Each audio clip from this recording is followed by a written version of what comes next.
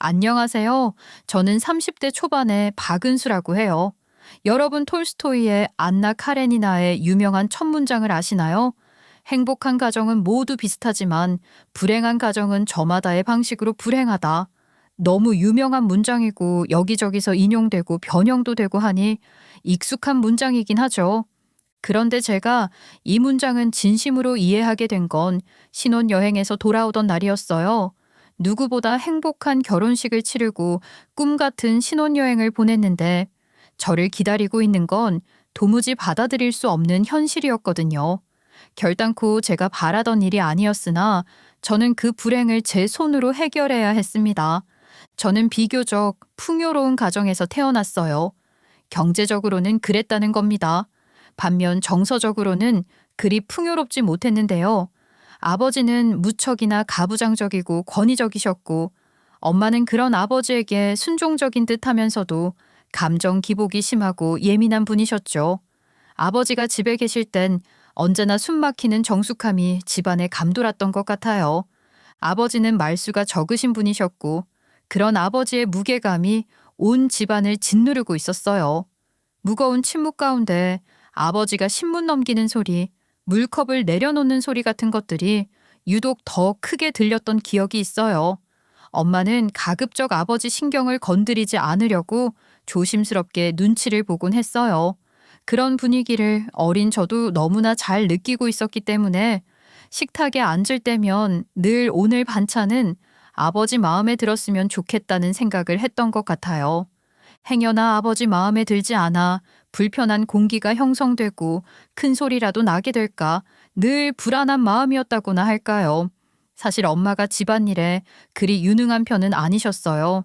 반면 아버지는 매사 지나치게 철저하신 분이라 그 간극이 더욱 컸고 엄마는 늘 변명거리를 찾거나 미안하다는 말 다음엔 안 그러겠다는 말을 입에 달고 사셨던 것 같아요. 때로 그 불똥이 제게 튈 때도 덜어 있었는데 제가 작은 실수라도 하면 날카롭고 모진 말을 들을 때가 많았어요. 지금도 생생하게 기억나는 초등학교 2학년 시절 어느 날의 이야기가 있어요. 첫눈이 왔던 날인데 학교를 마치고 나니 눈이 꽤 제법 쌓여 있었죠. 그래서 친구들이랑 눈사람도 만들고 노느라 저녁 시간이 다 된 것도 모르고 늦었던 거예요. 그때까지도 시간은 까맣게 있고 손발이 꽁꽁 얼듯이 너무 시려서 더 놀 수가 없어서 들어갔던 거였거든요. 집에 들어가자마자 언손부터 녹이고 싶었는데 아버지의 낮고 차가운 말투가 먼저 귀에 꽂혔어요. 넌 지금이 몇 시야? 학교 마치면 곧장 집으로 와야지. 어디서 못하다 이제야 들어와. 죄송합니다. 눈이 많이 와서 애들이랑 눈사람 만들고. 눈이 그게 뭐 대단한 거라고 식구들 밥 먹는 시간도 잊어? 날이 어두워질 때까지 정신 놓고 논다는 게 말이 되니? 저는 얼어붙은 손발을 오그리며 고개를 푹 숙여야 했어요. 그런데 이내 아버지의 화살이 엄마를 향하는 거예요. 엄마가 식탁 위, 그것도 하필이면 아버지 수저 옆에 국 푸다만 국자를 올려놓은 거죠. 이게 뭐야? 국자가 왜 여기 있어? 애나 어른이나 하는 짓이 이 모양이지? 어머, 이게 왜 여기? 여보, 미안해요. 아유, 너 때문에 엄마도 정신이 오락가락하는 거 아니야? 이게 뭐야? 미안해, 엄마. 공연히 애는 왜 잡아? 당신이 그러는 게 하루 이틀이야? 아휴, 집구석이 이래서 마음 편히 쉴 수가 있나? 여보, 죄송해요. 국 금방 다시 데워드릴 테니까 기분 푸세요. 국이 맛있게 괜찮아요. 엄마는 아버지 눈치를 살피는 한편 제게 눈을 흘기며 힐끔 째려봤고 저는 제가 무슨 엄청난 잘못을 한 것처럼 어쩔 줄 몰랐어요. 엄마가 말한 것처럼 국이 묽지도 짜지도 않게 간이 아버지 입에도 딱 맞기를 간절히 바라는 마음이었던 것, 또 밥을 씹는 게 아니라 꿀꺽 삼키는 기분이 들었던 그날의 저녁 식탁이 지금도 생생하게 기억나요. 말씀드렸듯이 엄마의 음식 솜씨가 그저 그랬기 때문에 평범한 날에도 밥상은 늘 살얼음판 같았던 것 같아요. 밥상만큼이나 조마조마했던 일상은 아버지가 아침마다 엄마가 다려놓은 셔츠를 꺼내 입으실 때였어요. 가뜩이나 다림질 실력이 좋지 않은 엄마, 게다가 옷장에 넣어두면 셔츠가 꼭 더 구겨져서 아버지가 짜증을 내실 때가 많았거든요. 셔츠가 이게 지금 다른 거야? 이걸 어떻게 입고 나가란 거야? 어젯밤에 다 새로 다려놓은 건데 왜 그래요? 어디가 제대로 안 다려졌어요? 다림질을 하면 못해. 아이, 옷장에 넣으면 주름이 다시 잡히는걸. 여기 왼쪽 어깨 주름 이거 안 보여?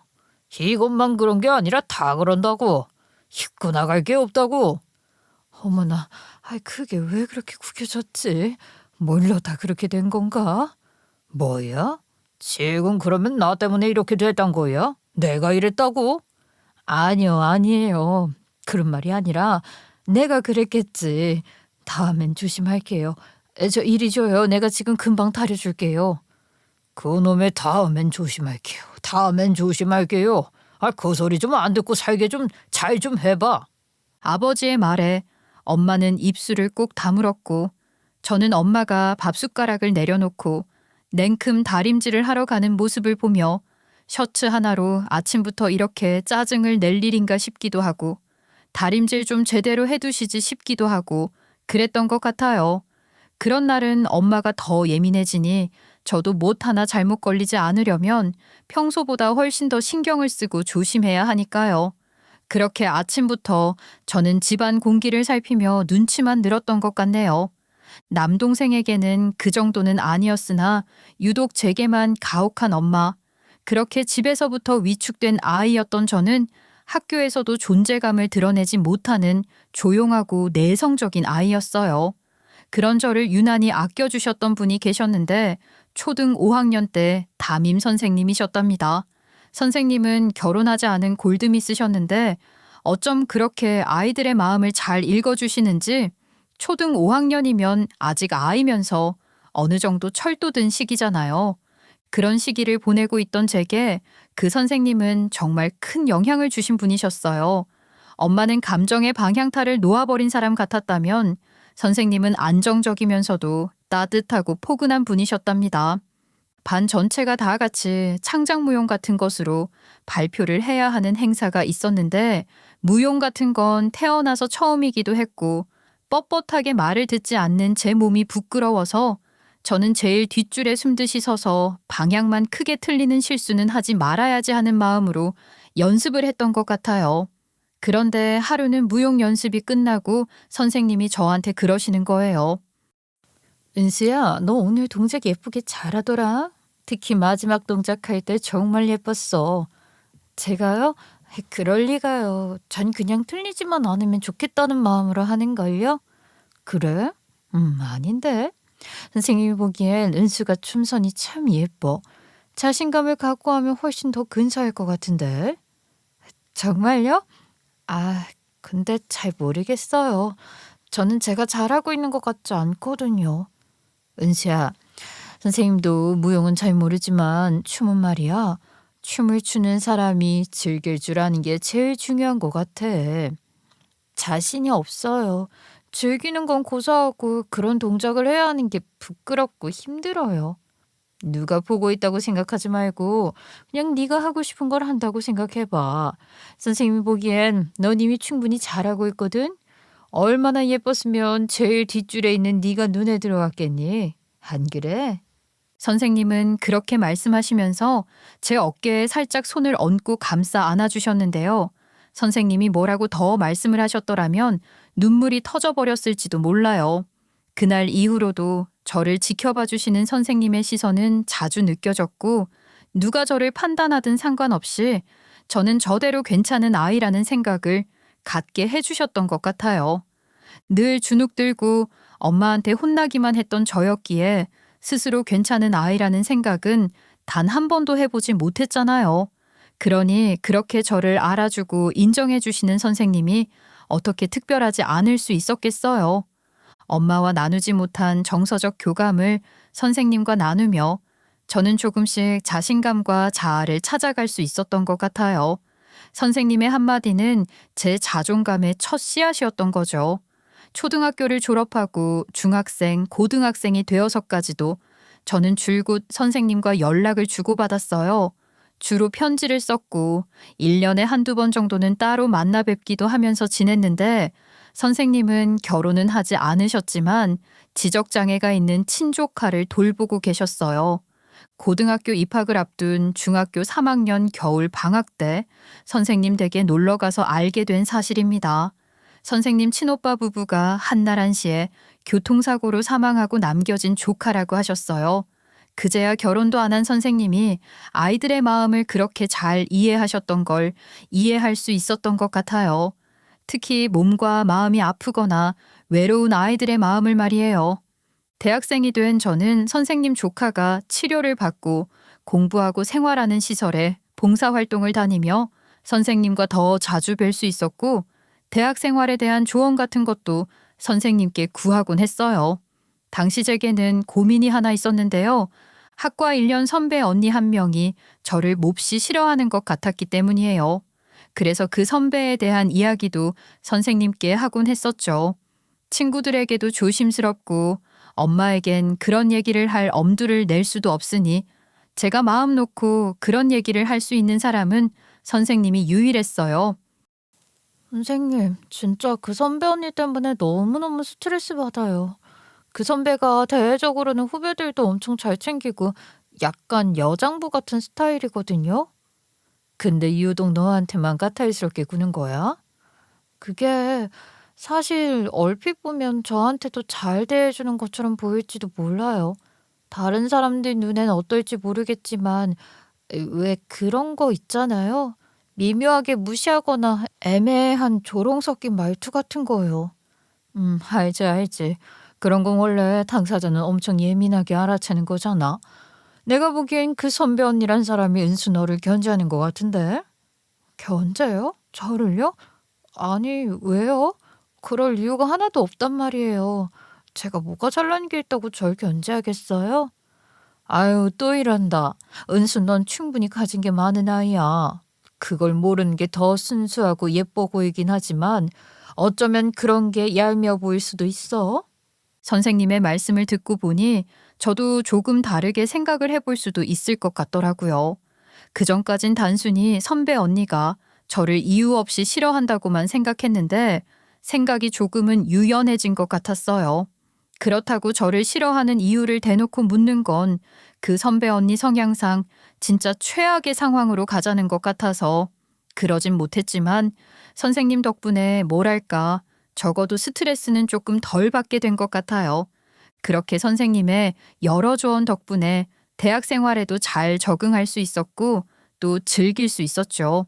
특히 제가 대학교 3학년일 때 학교 축제 기간 동안 저희 과에서 하는 행사에는 저도 무척이나 적극적으로 참여했는데요.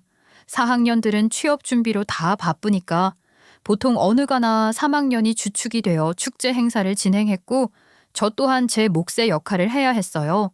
축제 기간은 캠퍼스 전체가 들뜬 공기와 분주한 발걸음으로 가득했고 저희 과는 작은 플리마켓 부스를 열기로 했어요. 저는 거기서 음료 코너를 맡았답니다. 직접 만든 레몬청으로 레모네이드를 파는 거였는데 아침부터 얼음에 탄산수 박스를 나르다 보니 땀이 절로 나더라고요. 축제 분위기가 한껏 무르익으며 쿵쿵 울리는 음악 소리가 심장을 때리고 수많은 사람들의 웃는 얼굴들이 정신없이 스쳐 지나갈 때 한 남자가 제게 레모네이드 하나를 주문했어요. 그런데 목소리가 너무 좋은 거예요. 한창 바쁠 때라 주문하는 사람 얼굴을 제대로 볼 정신도 없었는데 고개를 절로 들게 되더라고요. 낮고 무겁게 깔리는 목소리와 달리 눈빛은 또 왜 그렇게 따뜻하던지 물어보지도 않은 소리를 하며 제가 직접 만든 레몬청이라는 어필까지 했지 뭐예요. 그 남자는 가볍게 웃으며 제가 내미는 레모네이드를 받아들고는 가버렸는데 그 모습을 한참 동안 쳐다봤을 정도로 인상적이었어요. 그리고 그날 밤 축제가 마무리될 즈음 갑작스럽게 소나기가 내렸고 사람들은 다들 천막 안으로 몰려들었죠. 저도 음료 테이블 위에 재빨리 비닐을 씌워놓고 천막으로 튀어가야지 하고 있었는데 갑자기 누가 뒤에서 제게 일회용 비닐 비옷을 내미는 거예요. 이거 쓰세요. 저기 다른 부스에서 받았는데 저는 우산이 있어서 필요 없거든요. 네? 아까 그 레모네이드 주문하셨던 분 맞으시죠? 하하, 기억하시네요. 아, 맞아요. 마침 직접 만드신 레몬청이랑 같은 노란색 비옷이네요. 어머, 정말 그러네요. 아니, 근데 이런 우연, 아니, 운명인가요? 저도 모르게 우연이니 운명이니 실없는 소리를 내뱉고 나서 어찌나 부끄러웠는지 몰라요. 그런데 그 남자는 호탕하게 웃으면서 제가 테이블 위에 비닐 씌우는 걸 도와주고 따뜻한 커피나 한 잔 마시자는 제안까지 해줬어요. 정말이지 구름 위로 두둥실 떠가는 듯한 기분이 들었어요. 학교 축제 기간 동안 썸남 썸녀가 생기는 건 신입생 때나 일어나는 일인 줄 알았는데 제게도 그런 일이 일어나다니요. 축제라는 이름의 들뜸 속에서 저의 일상에 조금씩 새우며들 그 사람이 등장한 거예요. 아쉽게도 그 남자는 저희 학교 학생은 아니었지만 그날 이후 자주 연락을 주고받으며 별것 아닌 말장난부터 너무 설레고 즐겁다는 생각이 들었어요. 몇 번인가 데이트 아닌 데이트로 우리 학교 근처에 볼 일이 있어서 왔다는 그 남자와 몇 번 만났는데 그럴 때마다 정말 시간 가는 줄을 모르겠더라고요.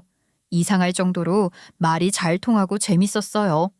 영화 얘기부터 시작해서 좋아하는 작가나 어릴 때 듣던 음악, 친구 관계에서 지쳤던 경험이나 이상적이라 생각하는 가족의 모습까지 이제 막 알아가기 시작한 사이치고는 꽤 다양하고 깊이 있는 이야기들을 나눌 수 있었고 복잡한 감정에 대한 공감도 나누면서 한 번 시작된 대화는 멈출 줄을 몰랐던 것 같아요. 뭔가 이 사람은 진짜 나를 꺼내게 한다는 생각을 했던 것 같아요. 뭔가 더 잘 보이려고 포장하거나 감추지 않고 있는 그대로 다 드러낼 수 있는 편안하고 따뜻한 분위기가 있었어요. 세 번째 만났던 날, 그 남자가 제게 그러더군요. 넌 연애에서 뭐가 제일 중요하다고 생각해? 글쎄, 같이 있을 때도 내 삶이 그대로 유지되게 해주는 사람? 그리고 나도 그 사람 일상에 조용히 섞일 수 있는 그런 관계였으면 좋겠어. 와, 그 말 진짜 좋다. 그리고 그건 정말이지 정확하게 내가 원하는 거야.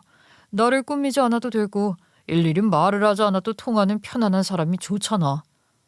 맞아. 소름이다. 나도 정말 그래. 그게 진짜 중요한 것 같아. 그 순간 저희는 서로의 마음에 같은 크기와 떨림의 파동이 퍼지고 있다는 걸 직감했고 그렇게 저희 두 사람의 관계는 연인으로 발전했어요. 특별한 고백을 하거나 거창한 선언이 있었던 건 아니지만 그러 서로를 향한 감정이 어느새 연애라는 이름으로 번졌던 것 같아요. 그런데 본격적으로 사귀게 되고 나서야 알게 된 사실이 하나 있어요. 그게 말입니다.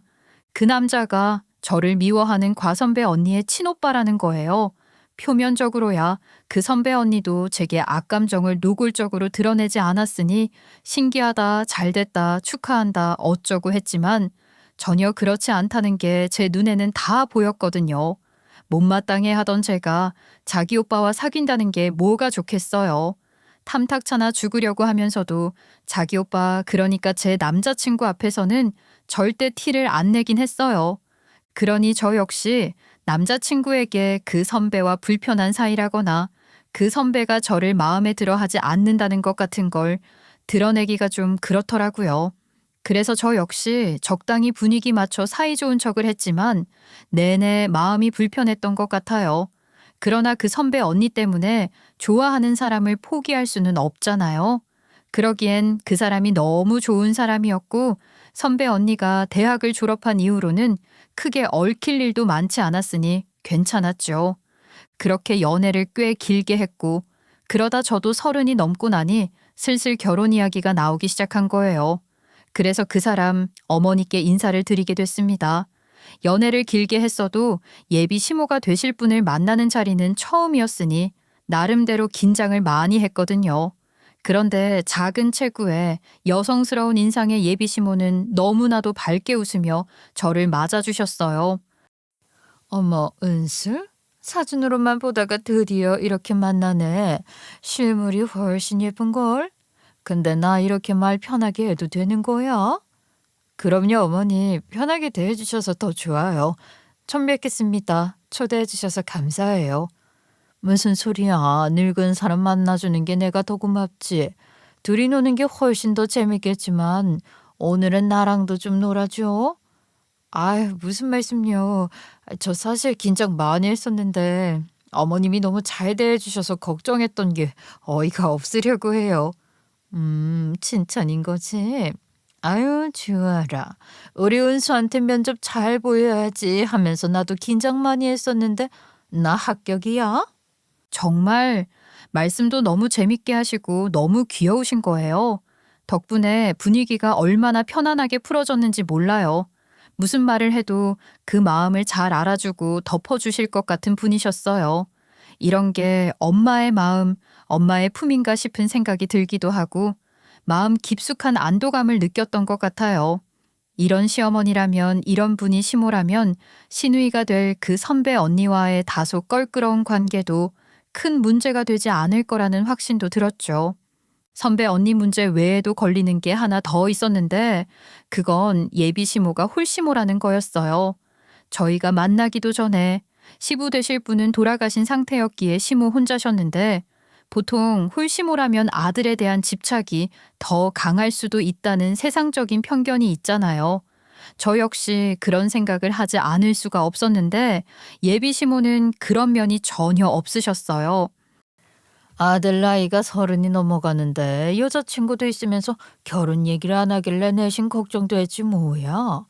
내가 홀시어머니라서 내 아들이 결혼 상대로는 별로인가 싶기도 하고. 아니에요, 아니에요. 무슨 말씀이세요? 전혀 아니에요, 어머니. 엄마도 참 그런 게 아니라 제가 조금 더 자리를 잡을 때까지 기다린 거예요. 아니라고 해도 엄마가 내심 걱정을 많이 하셨나 봐. 저는 전혀 생각도 못하고 있던 일이라 죄송하기도 했고 괜히 그런 생각까지 하셨다니 마음이 많이 쓰이더라고요. 그래서 그릇 정리하실 때 슬쩍 주방으로 따라 들어가서 가만히 여쭤봤죠. 최대한 다정하고 따뜻한 목소리로 위로하듯 말씀을 전하고 싶었어요. 어머니, 혼자 계시면 외롭진 않으세요? 아들 장가 보내려면 더 그러실 것 같은데. 외롭긴 뭐. 이제 내 나이쯤 되면 자식들 각자 자기 삶을 행복하게 꾸려가는 걸 보는 게 행복이야. 다른 건 바라는 것도 없어. 어머니처럼 따뜻한 엄마가 계셨던 덕분에 저 사람도 그런 심성을 갖게 된 것 같아요. 정말 감사합니다. 아유, 세상에. 얼굴만 예쁜 줄 알았는데 말도 이렇게 예쁘게 하는 거야. 내가 더 고맙다. 정말이야. 역시 내 아들이 보는 눈이 정확해. 시모는 세상에 이런 분이 다 있나 싶을 정도로 너무 좋은 분이셨어요. 천사 같은 분이라고 생각했죠.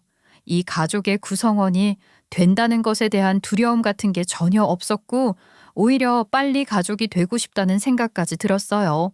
사실 저희 가족은 이렇게 따뜻한 분위기는 아니잖아요. 남편은 좋은 대학 나온 엘리트에 심지어 유학파였어요. 그런데 시부가 돌아가시고 한국으로 들어오게 됐고 유학 시절부터 친하게 지내던 친구들과 무역업을 작게 했던 것을 발전시켜 자기 사업을 하고 있는 사람이었어요. 아버지는 그런 남편을 썩 마음에 들어 하시더라고요. 녀석이 아주 남자답고 쓸만해. 남자는 자고로 그 정도 포부는 갖고 있어야지. 네, 아버지. 좋은 사람이에요. 마음도 따뜻하게 쓸 줄 알고 집안 분위기가 그렇더라고요. 마음 따뜻한 거야 뭐 그런 건 언제든지 바뀔 수 있는 거다. 그게 중요한 게 아니야. 하여간 괜찮은 녀석인 것 같으니 결혼해라. 그리고 신혼집은 내가 해주마. 아버지가 남편을 마음에 들어 하신 건 제가 남편을 좋아하는 이유와는 조금 다른 것 같았지만 그래도 흔쾌히 결혼 승낙을 해주셨으니 그것으로 됐다 싶었어요. 게다가 아버지는 결혼 선물이라며 선뜻 신혼집을 해주겠다고 하셨습니다. 생각지도 못한 거라 많이 놀랐죠. 신혼집을요? 아니 그걸 왜 아버지가? 그 녀석 사업하는 녀석이라 돈 들어갈 때가 좀 많겠니? 게다가 아버지도 돌아가시고 안 사돈 혼자라는데 이럴 때 처가에서 신혼집을 척하니 해준다고 하면 그 얼마나 낫돈하고 좋으냔 말이야. 아버지는 그렇게 호기롭게 신혼집을 해주시고 남편은 물론 시댁에 생색을 내고 싶어 하셨던 것 같아요. 저희 아버지는 원래 그런 분이시니까요. 저희 아버지가 그러니까 저희 집에서 신혼집을 해주겠다고 하는 것에 대해서 남편은 다소 부담스러워했어요. 사실 결혼 이야기가 구체화되면서 남편은 신혼집 관련된 이야기에 신중을 기하며 말을 아끼는 모습을 보였거든요. 지금 생각하면 고민을 많이 했던 것 같아요. 그러니 갑작스러운 아버지의 그런 제안이 남편에게는 더욱 조심스러웠을 수도 있는 거죠. 그런데 시모는 아버지의 뜻을 좋게 받아들여 주시고 시모 특유의 따뜻한 마음으로 기쁘게 생각해 주시면서 남편에게도 그런 말씀들을 해 주시더라고요. 사실 난 좀 부담스럽지. 뭔가 내가 내 책임을 다 못하는 것 같기도 하고 처가에 죄송하기도 하고. 그렇게 생각할 거 없어. 우리 힘으로 하겠다는데도 아버지가 굳이 해주고 싶다고 하시는 거니까 좋은 마음으로 생각해 줘. 그래, 너 아직 회사도 자리를 잡아가는 중이고 혼자 모든 걸 책임지기엔 힘에 많이 붙일 거야. 그걸 다 알고서 처가에서 손을 내밀어 주신 거잖아. 그건 운수에 대한 사랑이고 너에 대한 믿음인 거야. 그 마음 감사하게 받는 게 네가 할 도리인 거다. 맞아요, 어머니. 저희 아버지도 딱 그렇게 말씀하셨어요. 그거 봐라. 부모 마음은 다 똑같은 거야. 신혼집 해줄 능력까진 안 되지만 엄마도 엄마가 할 수 있는 걸로 너희들한테 잘할게. 어머니, 저 눈물 날 것 같아요. 어머니처럼 좋은 시어머니 만나게 돼서 저 정말 행복해요. 저는 괜히 눈시울이 뜨거워졌고 그런 저를 보며 남편은 머쓱한 듯 그러나 흐뭇한 미소를 지으며 제 어깨를 쓸어줬고 시모도 눈시울을 붉히며 따뜻하게 웃음을 지어 보여주셨죠. 그 자리에는 시누이도 함께 있었는데요. 오랜만에 만났지만 특유의 쿨한 척하면서도 시니컬한 태도는 여전하더라고요. 웃는 얼굴로 말하면서 한마디씩 툭툭 걸치는 그런 말투 뭔지 아시죠? 아무리 그래도 신혼집을 친정에서 해주면 그만큼 뭔가 기대하는 게 생기는 거 아니야? 기대? 기대는 마음이 통하면 누구나 생기는 거지. 그런 기대가 없는 게 이상한 거다. 그리고 그런 건 서로 미루어 짐작해서 알아서 채워주면서 살면 제일 좋지 뭘. 은수야, 우리 그렇게 살자. 네, 어머니. 저 정말 어머니께 잘할게요. 뭐야, 나만 이상해? 오빠, 엄마랑 은수... 아니, 이제 새언니라고 해야 하나? 하여간 저 둘만 다른 세상에 있는 것 같지 않아? 보기 좋기만 한데 뭘 그러냐. 너 괜히 질투나서 그러지? 그러니까 너도 빨리 연애하고 시집가. 시누이 혼자 괜히 예민하게 하나 걸고 넘어지려고 했으나 식구 중 누구도 맞장구를 쳐주는 사람이 없으니 제풀에 지친 듯 재미없다 하는 표정으로 입맛만 다시면서 입 꾹 다물더군요. 시모와 남편이 그렇게 잘하니 시누이도 대충 분위기는 맞추긴 해야겠다 싶은 것 같았어요. 앞으로도 그런 식으로 시모와 남편이 든든한 울타리가 되어줄 거라는 확신이 들었고 단단하고 온화한 시모의 대응은 제게 큰 안도감을 줬던 것 같아요. 무엇보다 시모의 말씀이 남편에게도 큰 힘이 된 것 같아서 좋았습니다. 엄마 말 듣고 나니 생각이 많이 열리는 것 같아. 내가 괜한 자존심을 부린 것 같기도 하고 속 좁게 말이야. 에이, 무슨 그런 건 아니지만 어머님이 그렇게 따뜻하게 설명해 주시니까 나도 너무 좋더라. 알잖아. 나도 우리 아버지한테 애정 없는 거. 아버지가 어머님 말씀처럼 뭐 그렇게 나를 사랑하는 마음으로 해주시는 건 아닌 것 같지만 그래도 어머니가 그렇게 말씀해 주시니까 정말 좋았어. 맞아. 우리 엄마가 사람 마음을 따뜻하게 해주시는 능력이 확실히 있으셔. 시모의 따뜻함은 단지 말 몇 마디에 그치지 않았고 주는 사랑에 인색하지 않으셨어요.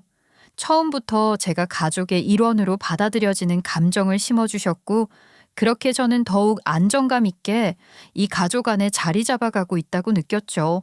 시모가 저를 귀하게 여겨주신 만큼 저 또한 이 가족을 소중히 지키고 싶다는 다짐도 했답니다. 그렇게 축복 속에 행복한 결혼식을 마치고 신혼여행에서 다녀왔어요. 남편은 공항에서 바로 해외 출장을 떠나야 했기에 저 혼자 신혼집으로 돌아와야 했는데요. 사실 결혼 준비할 때부터 바쁜 남편의 시간을 많이 뺏어야 해서 미안했거든요. 결혼 날짜를 잡아놓고 갑자기 일이 많아지는 사람에 한창 바쁠 때였는데 사업하는 사람이 바쁜 것만큼 감사한 일도 없는 것 아니겠어요?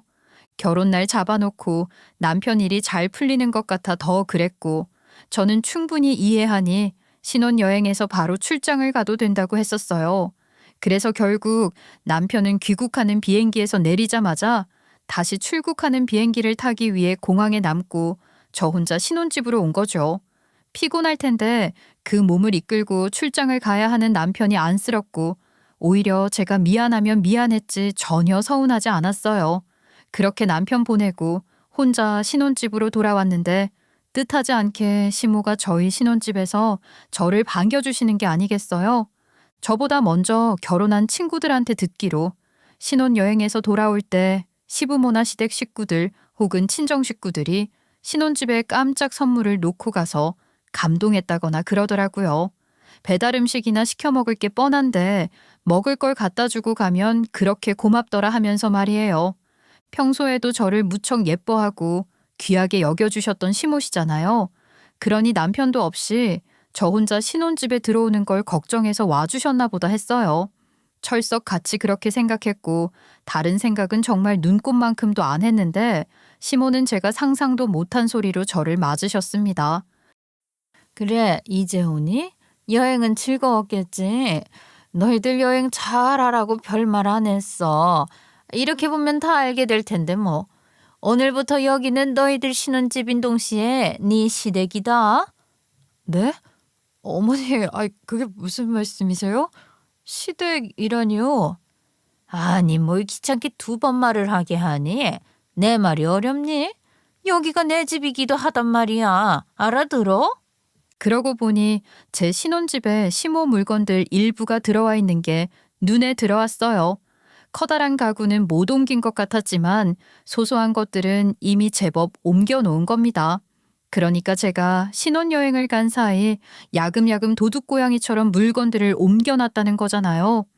제가 여행 간 사이에 가구 하나 들어오는 게 있어서 시모에게 현관 비밀번호를 알려드리고 부탁을 드렸었거든요. 저희 엄마보다 시모가 훨씬 편했고 또 믿음이 갔기에 그렇게 한 것인데 제가 뭘 잘못 알아도 한참 잘못 알았던 걸까요? 저는 그 상황을 도무지 믿을 수가 없었어요. 천사 같던 시모가 어떻게 그런 짓을 할 수가 있었는지 말입니다. 어머니, 저랑 아무런 상의도 없이 이게 대체 어떻게 된 일이에요? 어떻게 이러실 수가 있어요? 상의는 무슨? 너 내 아들 효자인 거 알지? 걔가 나를 얼마나 애틋하게 생각하냔 말이야. 그런 줄 뻔히 알면서 네가 먼저 나를 모시고 산다고 했어도 시원찮을 판인데 어떻게 끝까지 그 말 한 번을 안 하니? 네? 어머니는 그렇게 멀리서 자식들 잘 되는 걸 보는 게 행복이라고 하셨잖아요. 행복? 아이고 내 아들이 나 혼자 그렇게 두고 너랑 이 집에서 행복할 수 있을 것 같아? 어머니, 정말 왜 이러세요? 그리고 아가씨도 있잖아요. 그래 내 딸까지. 어차피 우리 이제 한 가족이 됐으니 한 집에서 오순도순 행복하게만 살면 되지 않겠니? 이게 대체 무슨 말 같지도 않은 소리란 말입니까? 어이가 없어서 정신이 아득해졌는지 대꾸할 말조차 바로 떠오르지 않아 멍하니 있는데 10분쯤 지났을까요? 현관 비밀번호 누르는 소리가 나더니 문이 벌컥 열리고 이번엔 신우이가 지 짐을 잔뜩 이고지고 들어오는 겁니다. 그렇게 밀고 들어오더니 지 맘대로 제 집에 지 짐을 풀어놓으며 비아냥거리는 거예요. 엄마 얘기 다 했어? 그럼 난 어느 방 써? 아니 아가씨 지금 뭐 하시는 거예요? 무슨 방을 써요? 여기 아가씨가 쓸 방이 어디 있어요? 엄마 뭐야? 아직 얘기 다 안 된 거야? 아니 얘기가 되고 말고 할 게 뭐가 있어? 시어머니가 그렇게 한다면 하는 거지. 그러게는 말이다. 너는 어느 방 쓰고 싶은 건데 안방은 그래도 쟤들 둘 쓰라고 해야 하고 남은 방 2개를 너랑 나랑 하나씩 써야지 뭐. 옷방을 내가 쓸게. 쟤한테 옷 좀 치우고 공간 좀 만들라고 해. 옷이라고는 입을 줄도 모르면서 옷방은 무슨. 시어머니와 시누이의 행동과 그 의도를 보아하니 앞으로 제게 벌어질 일들이 너무나도 선명하게 그려지더군요. 저는 그렇게 살 수는 없다고 생각했고 그리고 큰 결심을 하고 경찰서에 전화를 걸었습니다. 신우의 이름을 대며 또박또박 말했죠. 여보세요? 네, 경찰서죠. 10년 전 사고를 제보하려고 합니다. 경찰서에 사고 제보 전화라니 갑작스러운 저의 돌발 행동에 시모 시누이만큼이나 듣고 계셨던 여러분들도 놀라셨을 것 같아요. 시모와 시누이의 반응을 전달하기에 앞서서 이게 대체 무슨 소리인지 10년 전 과거로 돌아가 제가 알게 된 것들에 대해 먼저 말씀을 드리려고 해요. 사실 저는 시누이의 엄청난 비밀을 알고 있었거든요. 10년 전 바로 그 사고 말입니다. 시누이는 10년 전, 그러니까 대학 시절 음주운전 뺑소니 사고를 낸 가해자였어요. 피해자는 정신지체가 있는 청년으로 다행히 목숨은 건졌지만 정신도 온전치 않은 상황에서 평생 휠체어 신세까지 져야 하는 몸이 되어야 했을 정도로 큰 사고였죠. 그 사고는 끝내 미제 뺑소니 사건으로 남았지만 저는 시누이가 범인이란 것을 알고 있었습니다. 제가 대학 시절 봉사를 다녔다던 단체를 기억하시나요? 제게는 평생의 은인, 아니 어머니와 같은 분이셨던 그 선생님의 조카가 다녔다던 그 시설 말이에요. 시누이가 낸 사고는 그 시설 근처에서 일어났고 피해자는 다름 아닌 선생님의 조카였던 겁니다. 그러니 저는 누구보다 가까이에서 그 사건 수사가 진행되는 과정을 지켜봤던 사람 중 한 사람이었어요. 사고가 났던 10년 전 당시 그 현장과 주변의 CCTV는 해상도도 너무 낮았고 또한 사각지대도 많을 뿐 더러 제대로 작동하지 않는 것들도 많아 수사가 난항을 겪었었죠. 경찰은 사고 차량 종류 정도만 대략적으로 파악했을 뿐이었고 그걸로는 수사를 확장시켜 나가는 것이 쉽지 않았어요. 그런데 현장에서 발견된 깨진 거울 조각이 하나 있었습니다. 벨벳 케이스에 이니셜 자수가 있는 것으로 이니셜이 모두 보이지도 않는 것이었지만 언뜻 봐도 기성품이 아니라 수제로 만든 것 같았어요. 선생님을 도와 경찰서를 오가며 그런 증거들을 봤을 당시엔 저도 그냥 그 정도로만 생각했지 그 이상은 알 수가 없었죠. 그런데 이후 학교에서 시누이가 깨진 거울을 버리는 것을 목격했거든요. 분명 그 사고 현장에서 발견된 깨진 거울 조각의 나머지 부분 같았고 그걸 깨닫는 순간 심장이 미친 듯이 요동쳤지만 침착하려고 마음을 얼마나 부여잡았는지 몰라요. 아무리 시누이가 저를 못살게 굴었어도 그래도 설마 시누이가 그런 짓을 그런 생각이 들었던 게 사실이고 또한 당시 시누이는 차가 없었기 때문에 시누이가 범인이 아닐 수도 있다는 생각을 하려고 했던 것 같아요. 아닐 거라고 생각하고 싶었고 아니어야 한다고 생각했어요. 그러다 당시 경찰서에서 특정한 차량의 특성이 그때 남자친구가 몰던 차와 일치한다는 생각이 스쳐 지나갔고 그때까지만 해도 저는 아닐 거라고 생각하고 싶었어요. 은색 준형 차량. 그 정도 수준이면 그것만으로 결정적 증거라고 할 수는 없는 거다 하면서 말이에요. 그러면서도 한편으로는 내내 불안한 마음이 있었던지 남편을 슬쩍 떠보기로 했었거든요. 자기 2주 전 금요일에 염창동 갔었어? 근처에서 자기 차를 얼핏 본 것 같아서. 염창동? 2주 전 금요일에 뭘 했는지 기억은 안 나지만 염창동에 간 적은 확실히 없는데. 그렇지? 하긴 자기 차가 흔하기는 해. 색깔도 그렇고 많이 보이는 차긴 하니까 뭐. 아, 잠시만. 지지난주 금요일이면 영훈이가 내 차 빌려갔던 날 같은데? 어디 보자. 맞아. 그날이야. 걔가 차 빌려갔었어. 뭐라고? 뭐? 그니까 선배가 자기 차를 빌려갔다는 거야? 그날? 응, 그랬어. 그 자식 그날 하루만 빌려달라고 하더니 다음날 뜬금없이 차 수리를 맡겼다고 해서 주말에 내가 얼마나 당황했는지 몰라. 차 수리? 왜? 뭐가 잘못됐었대? 사고라도 났대? 그런 건 아닌 것 같은데 명확하게 말하지도 않고 차가 문제가 좀 있는 것 같다면서 수리를 맡겼다더라고. 그때부터 저는 손이 덜덜 떨리기 시작했고 뭘 어떻게 해야 할지 몰라 혼란스럽기만 했지만 가까스로 정신 부여잡고 생각을 하려고 했어요. 우선 해당 수리소를 알아내어 날짜와 수리 기록을 확인하며 물리적 증거부터 확보했죠. 사랑하는 남자친구의 여동생이라는 사실 때문에 고민도 됐지만 도저히 모른 척 할 수는 없었습니다. 그럴 수는 없죠. 그러면 안 되는 거 아닌가요? 아무런 죄 없는 사람이 평생 휠체어에 앉은 차에 살아가게 됐는데 그런 죄를 지은 사람이 아무 벌도 받지 않고 멀쩡하게 잘 살도록 할 수는 없었어요. 또 그걸 계속해서 지켜볼 자신도 없었고 말이에요. 그래서 저는 우선 선생님께 사실대로 말씀을 드리려고 했고 마음을 단단히 먹고 선생님을 찾아뵈었는데 그때 선생님은 간암 사기 판정을 받고 심신이 모두 미약하신 상태셨어요. 제가 경찰서도 같이 뛰어다니고 할 때만 해도 정확한 병명을 몰랐지만 어딘지 몸이 좋지 않으시다는 걸 짐작은 했는데 상황이 생각보다 훨씬 심각했던 겁니다. 그런 선생님께 큰 충격을 드릴 수가 없어 이제나 저제나 기회만 보고 있었는데 선생님은 끝내 기력을 회복하지 못하고 돌아가셨어요. 선생님의 임종을 지켰던 제게 선생님이 뭐라고 하셨는지 아세요? 은수야, 뺑소니 범인 잡는 것은 너무 힘쓰지 마. 내가 떠나고 나면 너도 잊어. 선생님, 그래도 어떻게 나쁜 사람이잖아요. 선생님 조카를 그렇게 만든 사람인데 잡아야죠. 찾아야죠. 내 조카를 위해서도 그러지 않는 게 좋을 거야. 이제 그 아이는 평생을 보호시설에서 살아야 하는데 괜한 복수심을 가진 상대를 만들어서 좋을 게 뭐가 있겠니? 그런 감정을 감당할 수 없는 아이야.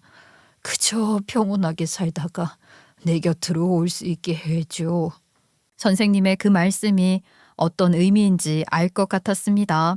결국 저는 선생님의 유언과 사랑하는 사람의 여동생이라는 것 때문에 신우이가 뺑소니 범인이란 것을 제 속에 묻어버렸고 지금껏 침묵하고 있었던 것인데 이렇게 나온다면 저도 더 이상 가만히 있을 순 없다 싶었어요. 봉인된 분노가 끌어올라 경찰서에 신고 전화를 하게 됐다고 해도 좋을 겁니다. 제가 전화기를 붙들고 경찰서 신고 어쩌고 하니 시모는 깜짝 놀라 전화기를 뺏으려 하더라고요. 아니 너 지금 이게 무슨 짓이야? 신고라니. 내 딸이 뭘. 네가 뭘 한다고 이래? 이럴만 하니까 이러는 거 아니겠어요? 뭐 때문에 이러는지 지켜보시면 되겠네요 그럼. 10년 전이? 그때 무슨 일이 있었다고 그래? 네가 어떻게 뭘 한다고? 뺑소니여도 피해자가 죽은 게 아니면 공소시효는 10년이야. 아휴, 너 걱정하지 마. 기가 막혀서. 그러니까 어머니도 이미 다 알고 계셨던 거네요. 전 뺑소니 교통사고라고 말한 적이 없는데 이미 알고 계시잖아요. 피해자 상태까지도 말이에요. 엄마는 좀 가만히 있어봐. 괜히 일만 더 커지겠어. 뭐 지가 알면 어쩔 건데. 그래, 나도 이미 알고 있었고 그럴만 하니까 그랬던 거지. 정신도 온전하지 않은 애가 갑자기 뛰어든 걸 내 딸이 뭘 어쩔 수가 있었겠어. 그걸 지금 말이라고 하세요? 자수를 하게 하셨어야죠. 뭐? 자수? 야, 너 말이면 진짜 단 줄 알아?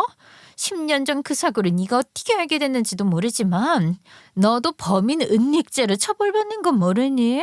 네가 하나만 알고 둘은 모르지? 무슨 벌 받는지 무서워서 법 공부 좀 했나 보지? 나는 내가 받아야 할 벌이 있다면 달게 받을 거야. 대신 너도 네가 저지른 짓에 합당한 벌 받을 생각해. 공소시효? 야, 웃기지 마. 신우이가 저지른 사고는 피해자가 영구 장애를 입은 상황으로 중상의 뺑소니 사건입니다. 법정형 상한이 10년 이상이니 공소시효도 10년에서 15년으로 연장이 가능한 사안이라고 해요. 그러니까 공소시효가 살아있는 미제 사건으로 지금 신고해도 수사가 가능하다는 얘기, 기소 진행이 가능한 상황인 거죠. 뺑소니만으로도 3년 정도 실형이 가능한데 저는 당시 신우이가 음주운전을 했다는 것까지 알고 있었거든요. 당시 신우이와 같이 술을 마셨던 과선배들의 증언이 있었던 겁니다. 마침 사고가 난 그날이 신우이 생일이었기에 기억하는 사람이 많았어요.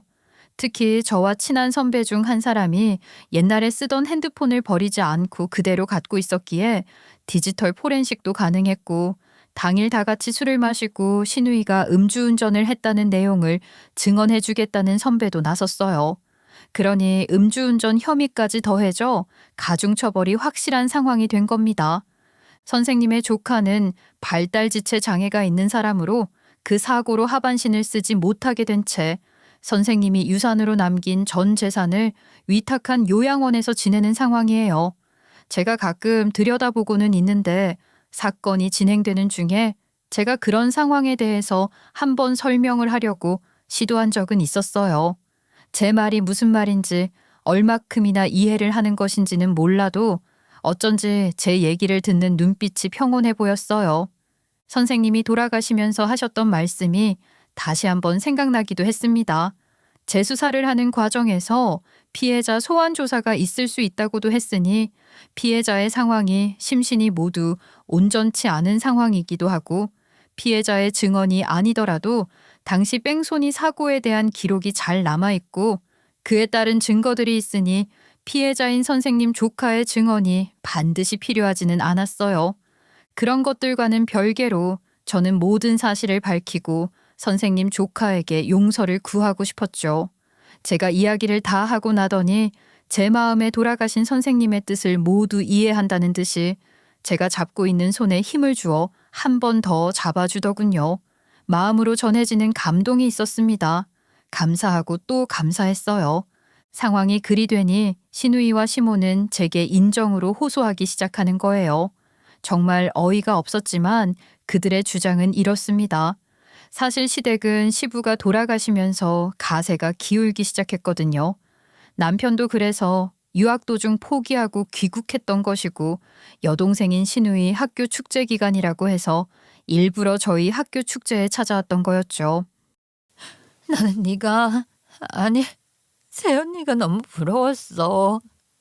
아니, 우리 과에서 부잣집이라고 하면 그건 단연 나였단 말이야. 근데 우리 집은 쫄딱 망했는데 새언니가 좀 있는 집 딸 아니냐고. 그게 아니, 부러웠나 봐. 그걸 말이라고 해? 그래서 나한테 그렇게 못마땅하다는 티를 냈던 거라고? 그건 그냥 자격지심이야. 그걸로 뭐가 정당화될 수 있다고 생각하는 거야? 예, 은서야, 아가, 너무 그러지 말고 그래도 우리가 가족 아니니 어떻게든 영양이라도 좀 깎아보려고 해야 할 거 아니냔 말이다. 그러니까 네가 그 증인들 좀 설득해다오. 지금 얘가 이렇게 날마다 울면서 반성을 하고 있는데 너 얘가 딱하지도 않어.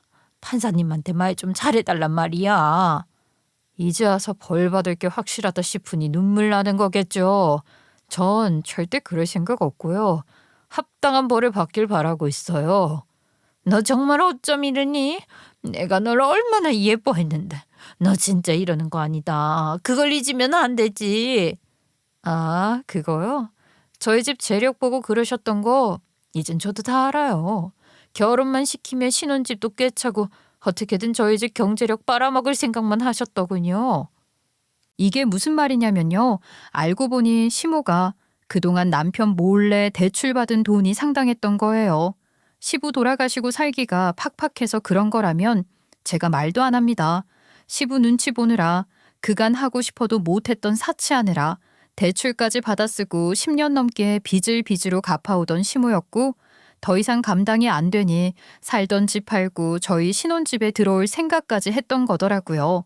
남편은 이 모든 일을 전혀 모르고 있었어요. 신우이 뺑소니 사고부터 시작해서 말이에요. 전 남편을 믿고 있었어요. 남편이 알고 있었고 제게 모든 걸 숨기려 했던 거라면 그 당시 제게 신우이가 차를 빌려간 얘기며 수리를 맡겼다는 얘기 같은 것들도 절대 하지 않았겠죠. 아무것도 모르고 있었던 남편은 저보다 더 크게 화를 냈고 그만큼 또 크게 실망했습니다. 남편은 가족에 대한 책임감이 큰 사람인 건 맞지만 맹목적으로 시모와 시누이를 원조할 생각은 없는 사람이거든요. 남편은 시누이에게 받을 벌 받고 나와서 제 목 타며 제대로 살라고 했고 시모에게 역시 아직 충분히 일할 수 있는 나이니 일을 해서 돈을 벌어 살라고 단호하게 했어요. 저는 직접적으로 범인인 시누이를 숨겨주거나 도피시킨 것이 아니고 경찰 수사에 개입하거나 방해한 것이 있는 것도 아니었어요. 시누이가 범인일 수 있다는 정황을 인지했지만 개인적인 이유로 침묵했던 거죠.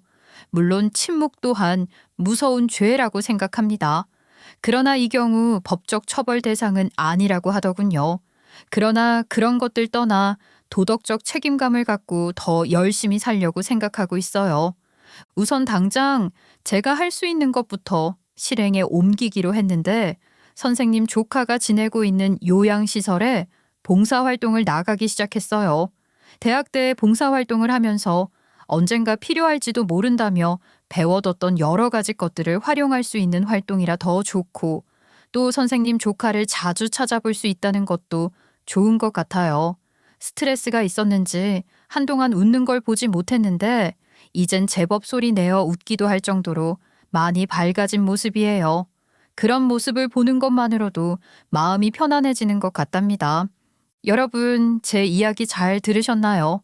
저처럼 극단적인 일을 겪으신 분은 많이 없으시겠지만 제가 드리고 싶은 말씀의 요점은 그렇게 마음을 먹고 조금 내려놓는 것만으로도 훨씬 평온한 삶을 살아갈 수 있다는 거예요.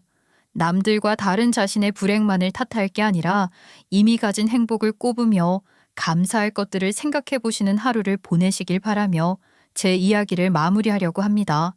여러분, 정말 감사합니다.